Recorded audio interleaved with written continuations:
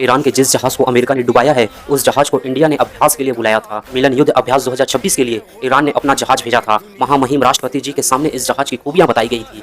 Iran के 100 से अधिक नौसैनिकों की दर्दनाक मौत किसी बड़े वैश्विक टकराव की शुरुआत बन सकती है।